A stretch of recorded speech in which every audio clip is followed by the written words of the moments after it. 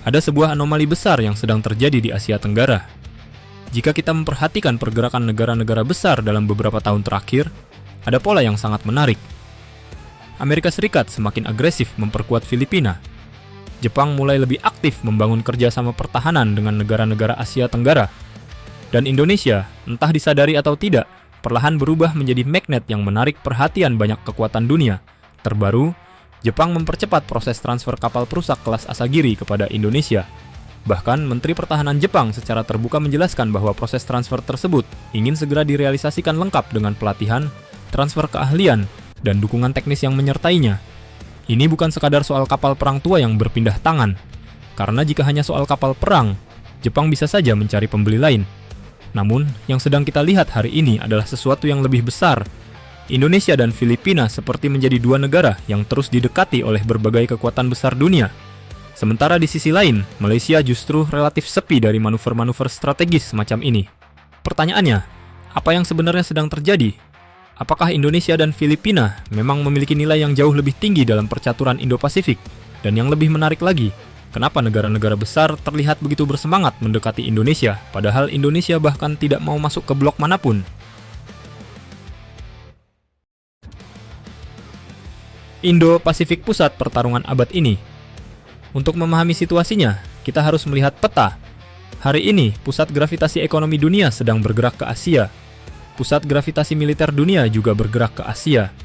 Dan pusat rivalitas geopolitik terbesar dunia pun bergerak ke Asia. Di tengah semua itu, berdiri sebuah kawasan bernama Indo-Pasifik. Di kawasan inilah jalur perdagangan dunia bertemu. Di kawasan inilah armada-armada laut terbesar dunia beroperasi. Dan di kawasan inilah Amerika Serikat dan China saling mengukur kekuatan. Ketika negara-negara besar melihat peta Indo-Pasifik, mereka tidak hanya melihat laut dan pulau, mereka melihat jalur energi, mereka melihat jalur perdagangan, mereka melihat akses militer, dan mereka melihat negara-negara yang dapat menentukan keseimbangan kawasan. Karena itulah negara-negara tertentu mulai menjadi rebutan, bukan karena belas kasihan, bukan karena bantuan, melainkan karena nilai strategis mereka yang sangat tinggi. Filipina menjadi tameng depan. Jika berbicara mengenai Filipina, alasannya sebenarnya cukup mudah dipahami. Posisi geografis Filipina sangat dekat dengan Taiwan, sangat dekat dengan Laut Cina Selatan, dan sangat dekat dengan wilayah-wilayah yang berpotensi menjadi titik panas jika konflik besar terjadi di masa depan. Karena itulah Amerika Serikat dan sekutunya terus memperkuat Manila, mulai dari latihan militer, bantuan pertahanan, peningkatan interoperabilitas, hingga berbagai bentuk dukungan strategis lainnya.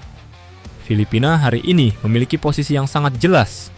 Mereka semakin rapat dengan blok barat, dan dalam banyak skenario keamanan kawasan, Filipina dipandang sebagai salah satu garis pertahanan terdepan. Dengan kata lain, nilai Filipina berasal dari lokasinya. Mereka berada tepat di depan arena persaingan kekuatan besar. Mereka adalah tameng depan, dan karena itulah perhatian yang diterima Filipina sangat besar. Indonesia diperhitungkan karena cerdik. Disinilah Indonesia menjadi sangat menarik, karena Indonesia dan Filipina sebenarnya sedang memainkan permainan yang berbeda. Jika Filipina bernilai karena menjadi garis depan, maka Indonesia bernilai karena memilih untuk tidak menjadi garis depan siapapun. Selama puluhan tahun, Indonesia memegang prinsip politik luar negeri yang unik, berteman dengan semua pihak, tetapi tidak menjadi bawahan siapapun, mendekat ke barat jika diperlukan, membangun hubungan dengan timur jika menguntungkan, namun tetap menjaga jarak agar tidak terseret menjadi pion dalam permainan negara lain. Inilah yang membuat Indonesia memiliki daya tawar luar biasa. Amerika Serikat ingin dekat dengan Indonesia, Jepang ingin dekat dengan Indonesia, China ingin dekat dengan Indonesia. Bahkan berbagai negara Eropa juga ingin membangun hubungan yang lebih erat dengan Indonesia. Mengapa? Karena tidak ada satupun pihak yang bisa mengklaim Indonesia berada di kubunya. Indonesia bukan anggota blok barat. Indonesia juga bukan bagian dari blok timur. Indonesia berdiri di jalannya sendiri. Dan dalam dunia yang semakin terbelah oleh persaingan kekuatan besar, negara independen sebesar Indonesia menjadi aset geopolitik yang sangat langka.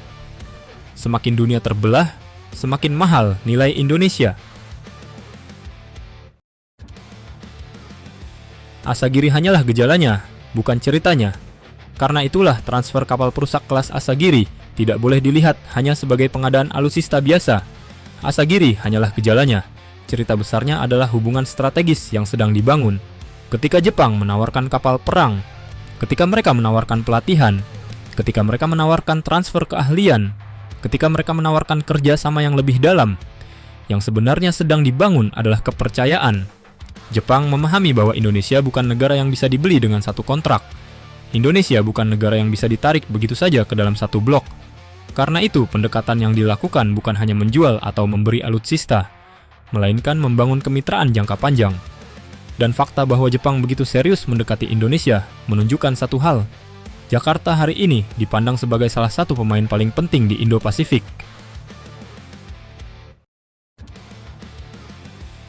Lalu, kenapa Malaysia tidak menjadi magnet? Pertanyaan berikutnya mungkin sedikit sensitif. Jika Indonesia dan Filipina begitu menarik perhatian, lalu kenapa Malaysia tidak mendapatkan perlakuan yang sama? Jawabannya terletak pada daya ungkit strategis. Indonesia memiliki pengaruh politik, ekonomi, populasi, dan posisi geografis yang mampu memengaruhi seluruh kawasan. Filipina memiliki posisi garis depan yang sangat penting dalam persaingan Amerika dan China, sementara Malaysia berada dalam posisi yang lebih sunyi.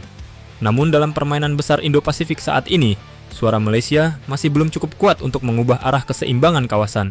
Ketika Indonesia mengambil keputusan strategis, dampaknya bisa terasa di seluruh ASEAN. Ketika Filipina mengubah kebijakan pertahanan, dampaknya bisa terasa langsung di Laut Cina Selatan. Sedangkan Malaysia saat ini belum memiliki daya ungkit geopolitik sebesar kedua negara tersebut. Akibatnya, negara-negara besar tidak melihat kebutuhan mendesak untuk berebut pengaruh di Kuala Lumpur sebagaimana mereka melakukannya di Jakarta atau Manila. Dalam bahasa yang sederhana, Filipina adalah tameng depan, Indonesia adalah pemain independen yang diperebutkan semua pihak. Sedangkan Malaysia hari ini masih lebih menyerupai riak kecil di tengah gelombang besar Indo-Pasifik.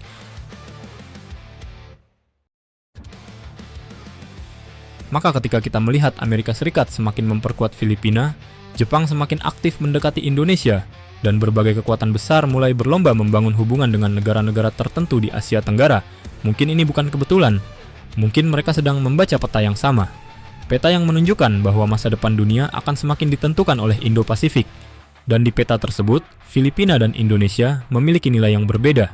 Filipina dibutuhkan karena bersedia menjadi tameng depan, sedangkan Indonesia dibutuhkan karena menolak menjadi tameng siapapun. Justru sikap independen itulah yang membuat Indonesia begitu berharga.